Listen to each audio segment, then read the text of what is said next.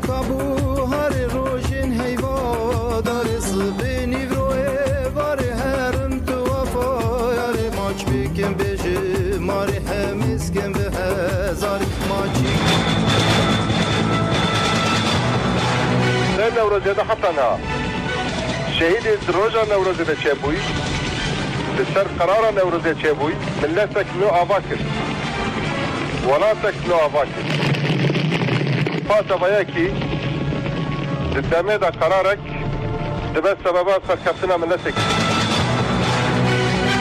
هم ملتات شقص مريبة شقص بالدستة ديتا تيسر جياني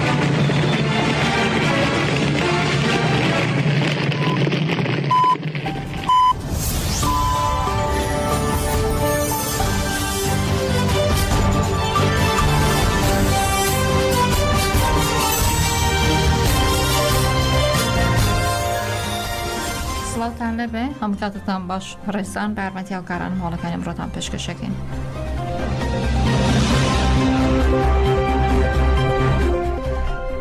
بەڕێزان ئەمڕۆ 6 ساڵ بەسەر داگیرکاری کانتۆنی عەفرین لەلایەن دەوڵەتی تورک و چەتەکانیەوە تێپەڕێ کە وێڕای داگیرکاری سیاسەتی گۆڕینی دیموگرافیا و قڕکردنی ژینگەی لە ناوچەکەدا جێبەجێ دەکرێت بە دژیە و داگیرکاریش 7 ساڵە لەلایەن هەزەدارەکانی ڕزگاری عەفرینەوە بەرخۆدانی بێنەوە تێکۆشانی مەزن ئەنجام دەدرێت.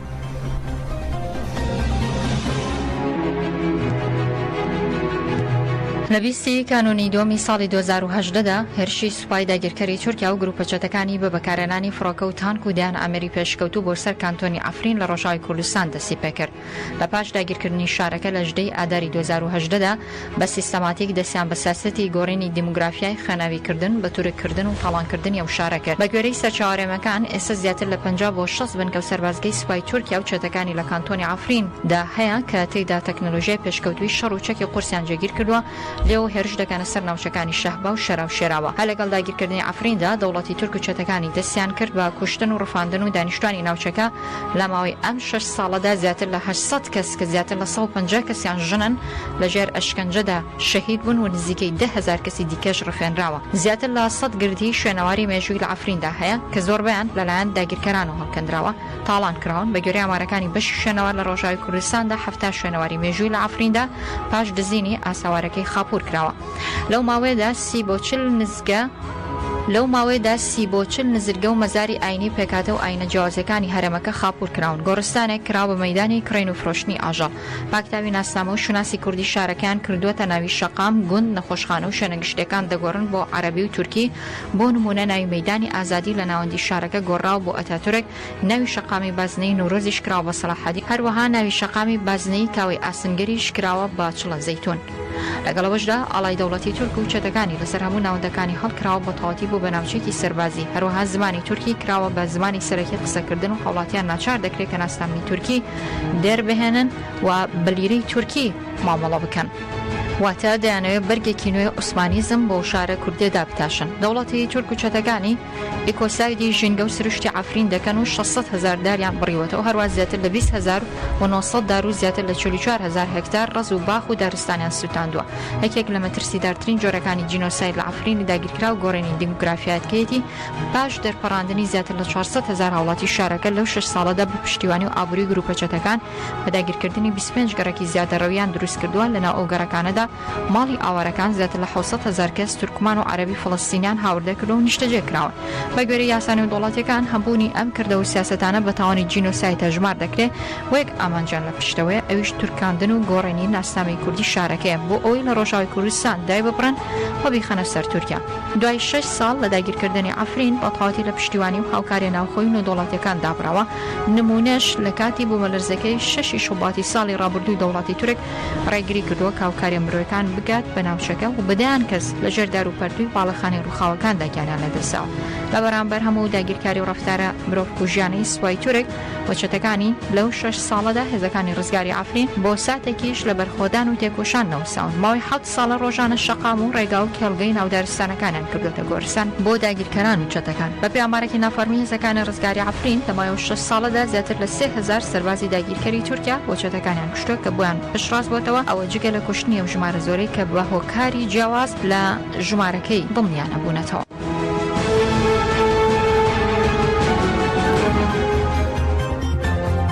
لەسەر داگیرکاری عفرین لەگەڵ فەتحوڵا حوسێنی ئەندامی نوێنەرایەتی ڕۆژاوای کوردستان لە هەرێمی کوردستاندا گفتوگۆی زیاتر دەکەین. کاک فەتحوڵا سڵاوت لێبێ، بەیانت باش، سپاس بۆی کە میوانی ڕادیۆی دەنگی گەلی. بەیانی باش، زۆر سپاس بۆیەوەش. دەمەوێت بپرسم دوای 6 ساڵ لە داگیرکاری عفرین چی گۆڕاوە؟ ئێستا بارودۆخی عفرین چۆنە؟ يعني براستي كانتوني عفرين وكا كانتونكي داغير كراو براستي وضعكي يعني لده جير دستي داغير كرانا جير دستي تشتكاني السوريانا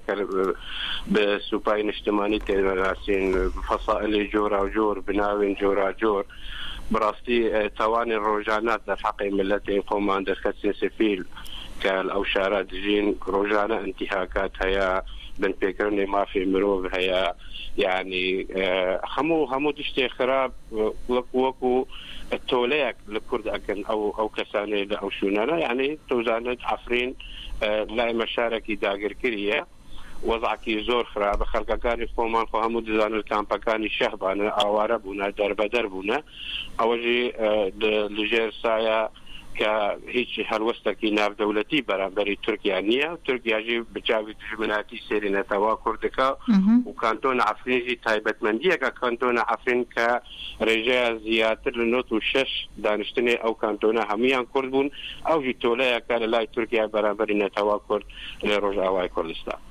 ئێستا بارودۆخی عفرین ئەتوانی پێمان بڵێ لە چ ئاسێکدایە؟ هەرچۆنە دەبینین دەبیستین ڕۆژانە هەتاوەکو ئێستا خەڵک دەفرێنن داگیرکاری هێشتا هەر بەردەوامە، بەڵام لەگەڵ 6 ساڵ پێش ئێستا چ جیاوازیەکی هەیە؟ یان جیاوازیەکی زۆر گەورەیە. شارێکی کوردی و حکومڕانیەکی کوردی پێش 6 ساڵ ئێستا کانتۆنەکە کوردی و دژمن لەوێ حکوم دەکا. یعنی تورکیا قطعا دەستکەفتیان کوردال هیچ شوونێکی قبولی ناکە و عفرین برێژەیە وەکمە گوتی زیاتر لە 96% کورد بوون فتۆلا تورکەکان لەوێ زیاترە. ڕۆژانە کوشتن هەیە،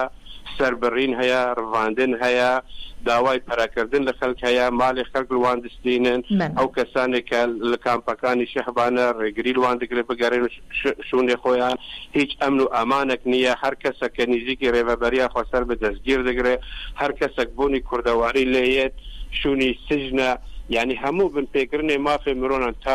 تاوان روجانا لعفرين در حق ملت متى ذكرن بسايا شتكاني تركيا وسياسات تركيا لروجا واي كردستان. يعني جوازيه كزور غورا شاركي آزاد استا شاركي داگر كري خلقكي آزاد استا خلقكي تواني بير الزندانه كغوردنا دهندري عفرين دا بلام ايما دايم جاوي منصر عفرينه وعفرين بشك نخشى روجا واي كردستان ومحاله كتركيا وشتكاني تركيا لوي بمينن ودريجيب او بلاني خوا بيدن. باشا هەندێک سەرچاوە باس لەواکەن ئێستا زیاتر لە 50 بۆ 60 بن کە و سەربازگەی سوپای تورکیا لەناو کانتۆنی عفریندا هەیە. تا چۆنم زانیاریانە دروستە؟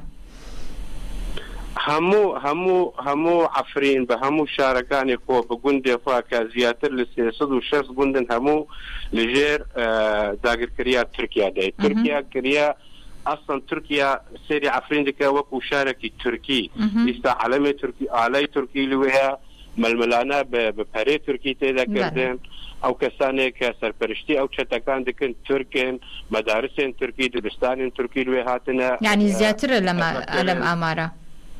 بله تركيا سيري عفرين دكا وكو شاركي خوي وكو شاركي تركي بلام أول محالة قال لا هذا الناف دولتي بكل تأكيد وتوافق ناف دولتي قبولناك وخلكين عفرين قبولناك خلكي عفرين قبولناك كبتنا جير ساعة ولاتك داقر كار كسيري كردادك وكو دجمن محالة وتواني بجير ساعة سيبرا آلك بيجي أو على آلة تونية أو بريد تعامل قلدك بريد ولاتي تونية يعني عفرين تا استاجي بشك جنخشية سوريا بقلمبري وبشكل نخشير وجاواي كردستان بتايبتي او محاله تركيا الدريجي اتواني بالدريجي او سياسات خوي داگركري لا او شارع يعني دريجي بيبدا باشا هيك لما ترسي دارترين او جوراني ك جينوسايد سلا عفريندا بەڕێوەدەچێ گۆڕینی دیموگرافیاکەیەتی لە زۆر ڕۆ هەوڵی ئەمەی داوە. ئێوە دەنگی خۆتان وەکو نوێنەرایەتی خۆبەڕێوەبەری باکوور و ڕۆژهەڵاتی سووریا نەگەیاندۆتە لایەنی پێویست کۆمەڵگەی نێودووڵەتی بۆ ئەوەی لەم هەوڵانەی بەردەوام بێ؟ یا بڕاستی شاندن سیاسی و دیبلۆماسی ڕێبەریا خۆسەر نەوەستاون چل ئەمریکا بە چل وڵاتی ڕۆژئاوا بە چل وڵاتێن هەرێمی بە چل باشووری کوردستان بە هەر شوونێک نوێنەراتی خۆمان هەبە ئێمە نەوەستاون و هەموو انتیهاکات و هەموو ئەو تاوانی لە عەفرین تێدا کرێن و تێدا چەسپاندن هەموو هێزە ناودەوڵەتی ئاگادارن بەڵام دیارە هیچ ئیرادەیەکە ناودەوڵەتی نییە کە ئێستا مەسەلە عەفرین و داگیرکردنە عەفرین چارەسەر بکن یان تەواو بکن. شەرت و مەرجن هەموو سووریەکان کە تورکیا وەکو وڵاتێکی داگیرکەر لە سووریا لە هەموو سووریا پاشکەشە بکە و بەتایبەت ئێمە وەکو نەتەوا کورد سێ شارێک کوردی ئێستا داگیرکردینە ئەوژی عەفرینە و سەرێکانی و گەرێ سپی ئەبێت تورکیا پاشکەشە بکە. هەموو تاوانن شەر یعنی کە ببەلگەل لای خۆمان هەیە هەموو زمانەکان و هەموو هێزە ناودەوڵەتی و شاندن دیبلۆماسی و سیاسی وڵاتان ڕۆژئاوا ئاگاداری ئەو مەسەلە ئەو انتیهاکات و ئەو بنپێکردنی مافی مرۆڤان کە لە عەفرین تێدەگردن هەمویان ئاگادارن بەڵام دیارە ئێستا ئیرادەیەک ناودەوڵەتی نییە کە ئەو گڵۆپەکە سۆر بەرامبەری تورکیا ئیرادەیەکی نییە یاخود خۆی ناوێت تورکیا حەزەکە هەموو ڕۆژاوای کوردستان داگیر بێت ئەوە خەونی تورکیایە تورکیا لاوی دەستکەفتێک کورد لە چ شوونێک بە قبولی ناکات جنۆسایدەکە سیاسی دەرحەقی ملەتی خۆمان لە باکووری کوردستان دەچەسپینە هیچ هێزێکە ناودەوڵەتی پەسەی ناکات پێکردنە مافێن تورکیا حتا لەسەر دەربرین هەیە لە ناو باکووری کوردستان پەسەی ناکات ڕۆژانە قەسفی ڕۆژانە بەرامبەری خەڵکێن سڤیل لە باشووری کوردستان دکە هیچ هێزێکە ناودەوڵەتی قسە ناکە حەوت شاری سووری داگر کردووە تورکیا تاوانین جەنگ ئەوە ئاخر یعنی دوایین راپۆرێ نەتەوەن یەکگرتووەکان کە دەبێژێت تورکیا ئەو تاوانی لە سووریا کردیە دەگێتە ئاستی تاوانین جەنگ بەڵام تا ئێستا هێزە ناودەوڵەتی بێ هەلوەستن بەرامبەری تورکیا پێش 2 هەفتە ئەو شوونێک کە لە قامشلۆ و دەوروبەری جەزیرە هەمویان قەسف کرد کە شوونێن ئاو و شوونێک کارەبە بوو ئەوەنە هەموو تاوانی جەنگە 1 ملیۆن کەس ئێستا زەرمەندە لە ئەو شتێکە کە لە ڕۆژئاوا تێدا کردن بەڵام هیچ هێزە ناودەوڵەتی قسەیەکیان هەلوەستێک بەرامبەری وڵاتی داگیرکەری تورکیا نەداوە لەبەر ئەواژی تورکیا زیاتر تەمادی دکە و زیاتر دکە ئارمان کەسێن سڤیل بن دەستگایان سڤیل بن کەسێن لەشکەر بن هەموو کەسی دکە ئارمان تورکیا حەز دکە ژیان لە ڕۆژاوای کوردستان نەمینە لەبەر دەستکەفتەکانی تاقەتەنیا ضمن ئەو مامەعات جەنگا سووریادا تاقەتەنیا کورد ئەتوانی پرۆژەیەکە سیاسی لاوی هەبە ئەنسیاتیف لاوی هەبە پرۆژەیەکە جامع لاوی هەبە بەڵام دیارە ئەمە بدلێ تورکیا نییە تورکیا هیچ دیفاکتۆیەکی کوردی قبول ناکە بۆنی کوردی قبول ناکە هەبوونا کوردان قبول ناکە لەبەر ئەواژی تەمادی دکە و هێزە ناودەوڵەتیژی بداخەوە کە تا ئێستا بێدەنگن خۆ هەمووتان دەزانن ئەمریکی لە ڕۆژاوای کوردستان هەنا ڕوس لێ هەنا ئیرانی لێ هەنا ڕێژیم لێ هەیە فەرەنسی لێ هەنا دەنیمارکی لێ هەنا ئەسپانی بەڵام هیچ کەسێک هەلوەستێکی نادا و لەبەر چاوێ خۆ دەبینن کە هەموو يعني محطات ژیان تێدا استهدافکردن قەسەبکردن بەڵام هیچ هەلوەستێکە واضح نییە. باشە ئێوەکو ئەندامی نوێنەرایەتی ڕۆژاوای کوردستان لە هەرێمی کوردستان دەتانەوێت چۆن دەنگی ئەفرین و ئەفرینەکان بگێنن و پلانتان چی دەبێت بۆی ئەو خەڵکێکە لە ناو ئەفریندان ئێستا لەو داگیرکاریە لەو زوڵم و زۆرە لەو ڕفاندنی لەو دەستدرێژەی کە دەکرێتە سەر هەوڵاتیانی کورد لەوێدا بپارێزن چۆن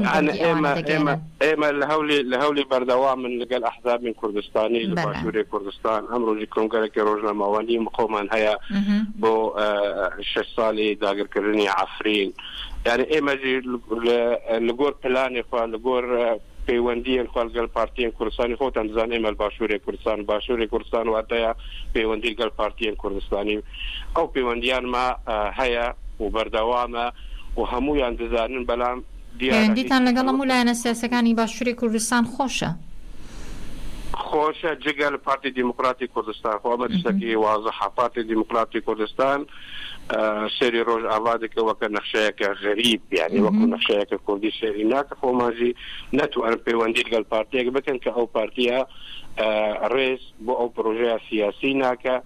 هیچ هەوڵتان نەداوە خۆتانیان لێ نزیکەنەوە گفتوگۆی دیپلۆماسی هەبێت لە نێوانتانە بكل تأكيد بله زور ما حسكر إما 2015 نونراتی یکم نونراتی روجاوای کردستان لدروی ولاتاتا فكرين اللي باشور كردستان ما فكر منامه بو سروك بارتي ديمقراطي كردستان شان ما بو جيجري سروك بارتي شان ما بو سروك حكومت شان ك لبشكي بارتي بو بل امريكا بما ندان كإما نونرا يكم نونراتي روجاوای كردستان وريفابريا خسر لدروي ولات الباشور بكن رقابي ما ندرى إما الهولير بكن إما ناتشار بون سباسا ويكيتين اجتماعي كردستان رقابي ما ندراك يكم نونراتي روجاوای كردستان لباشور كردستان لشهر سليماني بكينا دنيا سپاس سكن فتح الله حسيني اندامي نونراتي روجاوای كردستان لباشور ولقل مابوي روجاكي خوشتان هبت زور سپاس روجاكي خوش بخوتا سپاس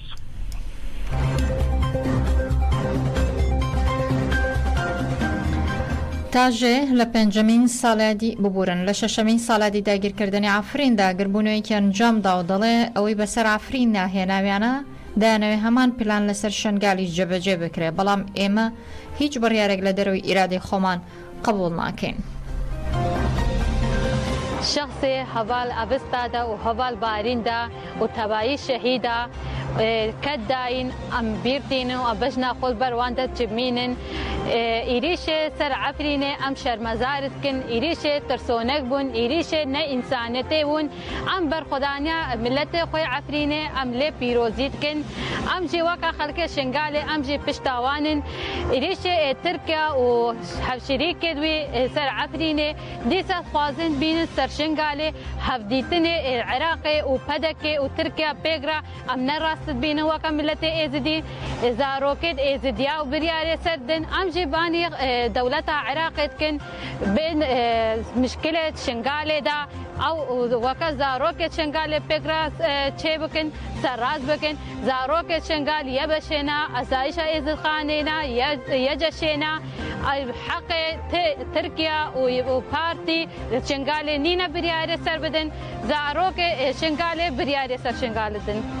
بيجي برخودانا عفريني بيجي برخودانا عفريني بيجي برخودانا عفريني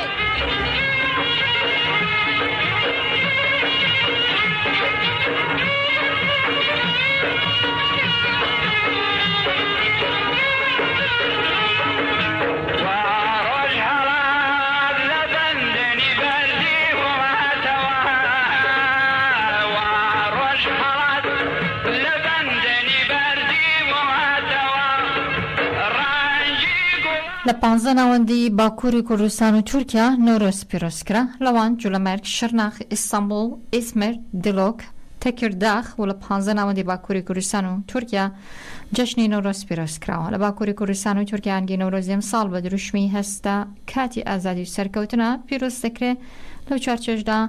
دوێنە لە 15 ناوەندی جیاواز ئاهەنگی پیرۆزکردنی جشنی نەورۆز وارەوە دەچێت لە شارەکانی باکووری کوردستان و تورکیا ئەوان جوولەمەرگ شرناخ ئیستانبول ئیزمیر دیلۆک تێکردا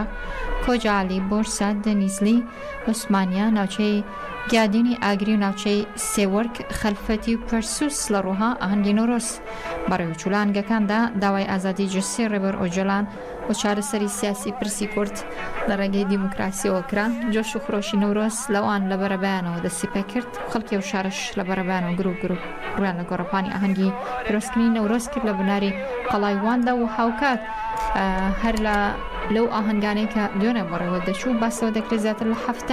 هاوڵاتی لە ئاهەنگی نەورۆزی ئیستانبولدا دەستگیرکراون پارتی یەکسانیی دیموکراسی گەلاندەم پارتیدا لە 75 ئەندام و لایەنگریان لەلایەن هەزامەکانی تورکیا و لە ڕێوڕسمی جژنی نەورۆزی دوێنێ لە ئیستانبول دەستگیرکراون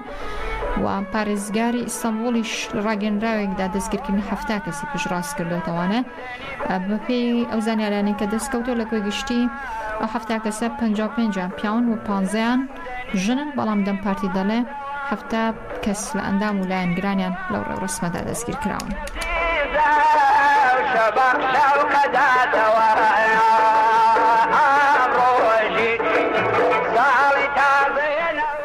بەڕێوەبەراتی ڕۆشنبیری و هونەری سلێمانیش باوکاری کۆمەڵی هونەری ملی کوردستان و ڕێکخراوی بەرەودانی گەنجان فستیڤاڵی جشنی نەورۆزی ئەمساڵ لە شەقامی سالمی سلێمانی بەکردنەوەی ئاهەنگی بەکردنەوەی ئاگری نەورۆز و ئەنجامدانی چەندین چالاکی هونەری و کللتوری پیرۆز دەکرێت